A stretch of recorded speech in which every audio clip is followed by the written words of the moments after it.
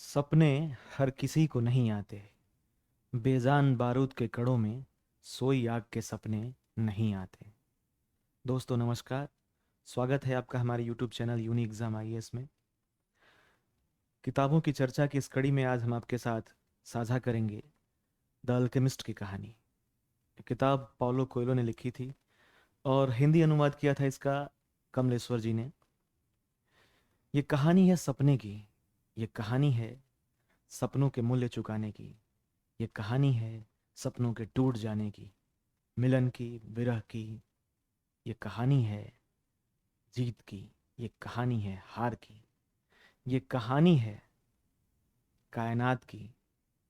दोस्तों, ओम शांति ओम में एक डायलॉग था कि अगर सच्चे दिल से किसी चीज को पाना चाहो तो उसे मिलाने में सारी कायनात एक हो जाती है। शाहरुख खान का ये डायलॉग इसी किताब से लिया गया है और आज हम उसकी कहानी सुनेंगे। ये कहानी है सेंटियागो की। सेंटियागो एक लड़का रहता है स्पेन में और वो किताबें पढ़ता है, भेड़ें चराता है और सपने देखता है। वो जब भी सोता है गुलर के पेड़ के नीचे तो उसको सपना आता है कि मिस्र में पिरामिड के नीचे खजाना दबा हुआ है। वो हर रोज ये सपना देखता है और वो परेशान हो जाता है। तब उसे पता चलता है कि शहर में एक महिला है जो सपनों को बांचती है, इंटरप्रिटेशन करती है सपनों को। वो उसके पास जाता है और कहता है कि मैं ये सपना देख रहा हूँ। महिला उसे कहती है कि देखो बेटा, मैं केवल सपनों को बांचती हूँ पर उसे पूरा करने का रास्ता मैं नहीं बताती। मैं तुम्हें सपना बता तो सकती हूँ पर मैं उसे रास्ता नहीं बता सकती। वो उसके सपने को बताती है, बांचती है और कहती है कि अगर तुम ये सपना देख रहे हो तो हो सकता है तुम्हारी जिंदगी में कोई खजाना हो और तुम्हें उसे पाने के लिए जाना चाहिए। तभी उसे एक बूढ़ा बादशाह मिलता है जो अपने आप को शलेम का बादशाह बताता है। और वो सेंटियागो जब एक किताब पढ़ते रहता है तो उसको कहता है कि सेंटियागो, तुम एक ऐसी किताब पढ़ रहे हो जिसमें विश्व का सबसे बड़ा झूठ लिखा हुआ है। सेंटियागो पूछता है कि कौन सा झूठ। सलेम का बादशाह कहता है कि विश्व का सबसे बड़ा झूठ यही है कि जिंदगी में एक समय ऐसा आता है जब चीजें आपके नियंत्रण में नहीं होती है और सब कुछ यथावत चलते रहता है। तो सच क्या है? सच ये है कि आप परिवर्तन कर सकते हैं। सच ये है कि आप अपने सपने को पा सकते हैं अगर आप उस सपने के पीछे चलना शुरू करते हैं। वो बादशाह उससे कहता है कि मैं तुम्हें प्रेरित करूंगा, तुम्हें सपने को पाने का रास्ता बताऊंगा, लेकिन उसकी कीमत मैं लूंगा। वो रास्ता बताता है और कहता है कि देखो बेटा, नियति तुम्हें तुम्हारे सपने से जरूर मिलाएगी। बस तुम नियति और प्रकृति के संकेतों को समझते जाना। और उसको दो पत्थर देता है, उरीम और थुमीम, और कहता है कि प्रकृति जो भी तुम्हें रास्ता दिखाए उस पर चलते जाना, इन पत्थरों को समझते जाना और अपने सपने को जब तक पा ना लो तब तक उसका पीछा करना नहीं छोड़ना। उसका भेड़, जो भेड़े चराता था, उसकी भेड़ों को वो ले लेता है। अब सेंटियागो के पास भेड़ नहीं बचते हैं। फिर वो कुछ जो पैसे उसके पास रहते हैं उसको लेकर के वो आगे बढ़ता है। रास्ते में एक अरब उससे उसके पैसे छीन लेता है। सेंटियागो के पास ना भेड़ें हैं, ना पैसे हैं, ना उसका पुराना जीवन है। बस है तो उसके पास उसका सपना। सेंटियागो सब कुछ छोड़ देता है, सब कुछ खो देता है। उसकी भेड़ें चली गई, उसका पैसा चला गया, लेकिन जो नहीं छूटता है उससे वो उसको सपना, जो नहीं छूटता है उसके सपने के देखने की ताकत और उसके पाने के लिए मेहनत करने का साहस। सेंटियागो आगे बढ़ता है और एक क्रिस्टल व्यापारी के यहाँ कुछ दिनों तक काम करता है। वो लगातार 1 साल तक सपना पूरा करने के लिए एक क्रिस्टल व्यापारी के यहाँ काम करता है और उसके पास इतने पैसे हो जाते हैं कि वो मिस्र जा सकता है। वो अपनी जर्नी को आगे बढ़ाता है और आगे बढ़ जाता है। क्योंकि सेंटियागो ने अभी भी सपना देखना छोड़ा नहीं है। वो चाहता तो दुखी हो सकता था, वो चाहता तो रोने लगता, वो चाहता तो अपनी जर्नी को वहीं छोड़ सकता था, लेकिन वो सपने को पूरा करने के लिए आगे बढ़ता है। जैसे ही वो आगे बढ़ता है तो मिस्र जाने के लिए कारवां जाते रहता है। उस कारवां में उसे एक अंग्रेज मिलता है, जो भी जो अपने सपने की तलाश में है, और वो एक अल्केमिस्ट की खोज कर रहा है। सेंटियागो पूछता है कि अल्केमिस्ट क्या होता है। बताता है अंग्रेज की अल्केमिस्ट वो होता है जो सीसा को पिघला करके सोना बनाता है। कुछ देर तक उसकी दोस्ती अंग्रेज से होती है और अंग्रेज कहता है कि तुम बहुत अच्छे हो, तुमने अपने सपने को पाने के लिए अपनी यात्रा शुरू की। वो कुछ देर तक साथ चलते हैं और अंग्रेज चिल्लाता है कि मैं जिंदा हूं। सरदार, उस जो कारवां का सरदार है, वो भी चिल्लाता है कि मैं जिंदा हूं। सेंटियागो हैरान हो जाता है कि आखिर ये क्यों चिल्ला रहा है, मैं जिंदा हूं। सरदार कहता है कि इस रेगिस्तान में अगर तुम जिंदा हो तो तुम चिल्लाओ कि तुम जिंदा हो, क्योंकि यही क्षण है जो जिंदगी का क्षण है। यही क्षण है जो तुम्हारा अपना है। तुम्हारा वर्तमान ही तुम्हारा अपना है। न तुम पीछे जा सकते हो, न तुम आगे जा सकते हो, न तुम स्पेन जा सकते हो, न तुम मिस्र जा सकते हो। इसलिए इस जर्नी को खुशी से, उत्सव की तरह पूरा करो। सेंटियागो खुश होता है कि उसे कारवां में ऐसे लोग मिले हैं जो उसे मोटिवेट कर रहे हैं। अंग्रेज उसे कहता है कि देखो, अगर तुम सच्चे दिल से कोई चीज चाहते हो तो तुम विश्वात्मा के सबसे करीब होते हो। वो आत्मा जो हमेशा सकारात्मक होती है और तुम्हें हमेशा प्रेरित करते रहती है। बस शर्त यह है कि तुम्हारा दिल सच्चा होना चाहिए और तुम्हारी लगन सच्ची होनी चाहिए। वो लगन तुमसे मेहनत करवाएगी, तुम्हारे दिल की सच्चाई तुम्हें तुम्हारा रास्ता बताएगी। बस तुम्हें चलते जाना है। कारवां धीरे धीरे चलते चलते एक नखलिस्तान में पहुंचता है। नखलिस्तान मतलब ओएसिस। ओएसिस में सेंटियागो की भेंट फातिमा से होती है। फातिमा वहां पर रहती है और सेंटियागो उससे रोज कुएं पर देखता है। शायद फातिमा भी सेंटियागो को देखने के लिए रोज कुएं पे आने लगती है, और धीरे धीरे फातिमा और सेंटियागो में एक अनकहा प्रेम सा हो जाता है। कुछ दिनों तक सेंटियागो वहीं रुकता है, पर उस प्रेम की वजह से कभी कभी उसका मन करता है कि वो फातिमा के पास ही रह जाए। वो कहीं जाए नहीं, फातिमा उसके पास रह जाए और वो दोनों खुशी खुशी रहें। सेंटियागो अपनी मन की बात फातिमा को बताता है कि देखो, मैं अपनी जर्नी शुरू किया था, मिस्र के पिरामिड के पास खजाना है, उसी को पाने के लिए। तो फातिमा काफ़ी समझदार निकलती है और कहती है कि सेंटियागो, प्रेम कभी प्रगति में बाधक नहीं होता है। प्रेम तो प्रेरणा का स्रोत होता है। और मैं तो रेगिस्तान की लड़की हूँ, मैं तुम्हारा इंतज़ार कर लूँगी। अगर आज तुम रुक गए तो तुम्हें ज़िंदगी भर पछतावा होता रहेगा। तुम्हें ज़िंदगी भर पाश्चाताप होता रहेगा कि तुमने अपने सपने का पीछा नहीं किया। तुम रुक गए और फिर तुम कुंठित होते जाओगे। वो कुंठा हमारे प्रेम को भी कुंठित कर देगी और हमारा प्रेम एक दुर्दशा में तब्दील हो जाएगा। इसलिए जाओ और अपने सपने का पीछा करो, क्योंकि जब तक सपना है तब तक आदमी जिंदा है, और जिंदगी हर चीज़ में रहनी चाहिए। मैं चाहती हूँ कि मेरे प्रेम में जिंदगी रहे। जिंदगी में प्रेम हो ये तो अच्छी बात है, लेकिन प्रेम में जिंदगी हो ये उससे भी अच्छी बात है। सेंटियागो बहुत खुश होता है और वो फातिमा को वहीं छोड़ करके आगे बढ़ने की सोचता है। तभी अचानक से उसने देखा कि दो चील आसमान में लड़ रहे हैं, और उसको याद आती है उस बूढ़े बादशाह की बातें कि तुम प्रकृति के शकुनों को, जो प्रकृति के सिंबल्स हैं, जो प्रकृति अपने संकेत देती है, उसे जरूर पढ़ना।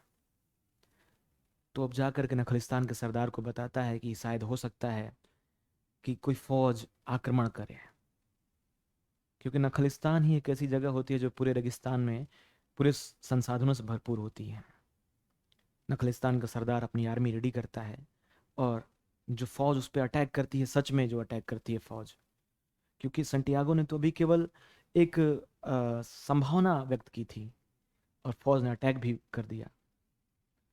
नखलिस्तान के सरदार उस फौज को हरा देते हैं, उस और सेंटियागो की पदवी बढ़ जाती है। अब सेंटियागो के पास फातिमा है, फातिमा का प्यार है, इज्जत है, शोहरत है, दौलत है, और पूरी प्रतिष्ठा के साथ उस नखलिस्तान में रह सकता है। लेकिन उसे वही बात याद आती रहती है कि नहीं, मुझे अपने सपने का पीछा करना है। सेंटियागो नखलिस्तान से निकल जाता है और अपनी जर्नी को फिर से शुरू करता है। आगे चल करके सेंटियागो मिलन और विरह के क्षणिक सुख और लंबे अंतराल को भोगता है। फिर वो सोचता है कि कुछ देर रुक ही जाना चाहिए, लेकिन उसका सपना जो है उसको प्रेरित करते रहता है कि नहीं, तुम यहाँ से चलो। फाइनली वो अपनी यात्रा शुरू करता है, और उसे रास्ते में एक अल्केमिस्ट मिलता है।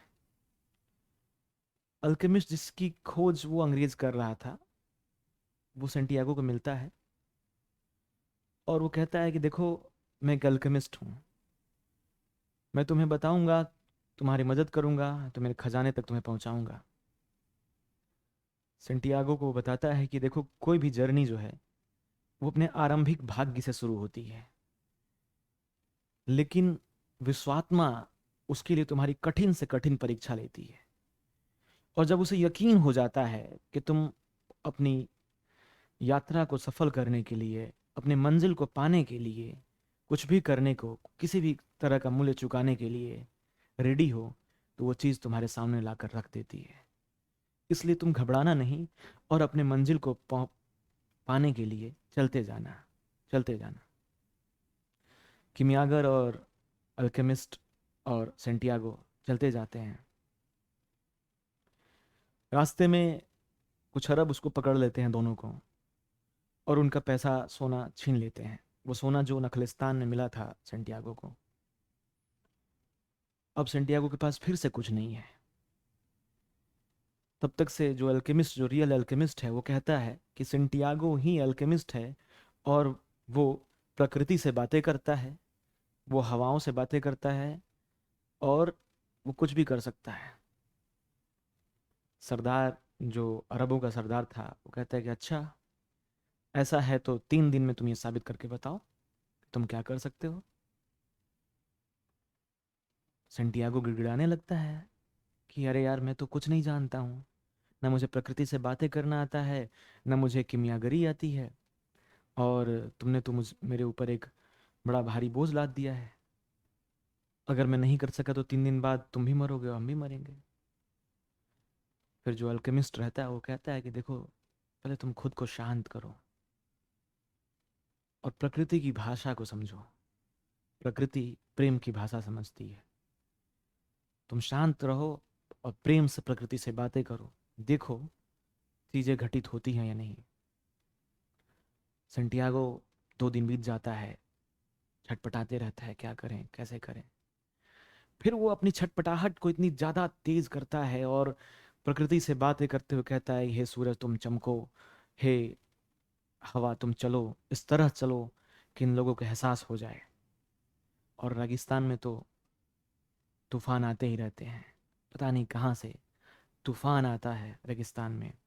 सूरज तेज चमकने लगता है, और अरब अरबों को एहसास हो जाता है कि ये सेंटियागो की देन है, सेंटियागो ने ही बात की है, उसकी वजह से ये रेगिस्तान में तूफान आया है। उनको ये एहसास होता है कि सेंटियागो वाकई में अल्केमिस्ट है, और वो उनको छोड़ देते हैं। यहाँ पर सेंटियागो को एक बात समझ में आती है कि आपके पास अगर किसी चीज़ को करने की एक बर्निंग डिज़ायर है, और आप थर्स्टी हैं किसी चीज़ को पाने के लिए, आप वाकई में छटपटा रहे हैं, तो निश्चित रूप से प्रकृति उसे करने के लिए आपकी मदद करती है, चाहे जो भी भौगोलिक घटनाएं होती हैं वहाँ पे। लेकिन वो रेगिस्तान में तूफान आता है, सरदार ये मान जाते हैं कि रेगिस्तान में तूफान सेंटियागो की वजह से आया है, और वो अल्केमिस्ट को और सेंटियागो को दो अंगरक्षकों के साथ अपनी आगे की जर्नी को पूरा करने के लिए छोड़ देते हैं। सेंटियागो आगे बढ़ता है। फिर अल्केमिस्ट, जो किमियागर वास्तव में रहता है, वो एक मठ में रुकता है और सीसा पिघला करके सोना बनाता है। वो सोने को चार हिस्से में बांटता है, एक मठ के मालिक को देता है, एक अपने पास रखता है, एक सेंटियागो को देता है, और एक हिस्सा फिर से सेंटियागो के लिए रिजर्व रख देता है। सेंटियागो पूछता है कि यहाँ क्यों रख रहे हो? अल्केमिस्ट कहता है रहने दो तुम, बस तुम अपना हिस्सा ये वाला लेकर जाओ, ये तुम्हारे लिए कभी मान लो अगर तुम लौटो काम आ जाए। और सुनो, हमारी जर्नी जो है वो यही तक थी, अब इसके आगे का सफर तुम्हें खुद ही तय करना है। सेंटियागो को पहले सलेम का बादशाह मिला, बूढ़ी अम्मा मिली, सलेम का बादशाह मिला, वो अंग्रेज मिला, वो कारवां मिला, फिर ये अल्केमिस्ट मिला। पर सेंटियागो का सपना तो उसका खुद का सपना था। ये जर्नी उसकी खुद की जर्नी थी, मंजिल भी उसकी खुद की जर्नी है। तो रास्ता अगर आपने चुना है, मंजिल आप अगर आपने चुनी है, तो लोग तो मिलते जाएंगे ही, कारवां तो बनते जाएगा ही, लेकिन चलना तो आपको खुद ही होता है। सेंटियागो ये सब सोचते हुए अपने रास्ते पे आगे बढ़ जाता है, और फिर वो वहाँ पहुँचता है मिस्र। जैसे ही वो पिरामिडों को देखता है, उसकी आंखों से आंसू छलक उठते हैं कि आखिरकार कितनी परेशानियों, कितने दुख और कितनी लंबी यात्रा के बाद मैं पिरामिड पहुंचा। और उसके आंख से जैसे ही आंसू छलकता है, उसका मन कहता है कि मेरे दिल ने एक बार कहा था कि अगर जहाँ पर तुम्हारे आंख से आंसू निकल जाए, वहीं पे तुम खोदना शुरू करना, और वहीं पे तुम्हें खजाना मिलेगा। सेंटियागो वहीं पर खोदना शुरू कर देता है।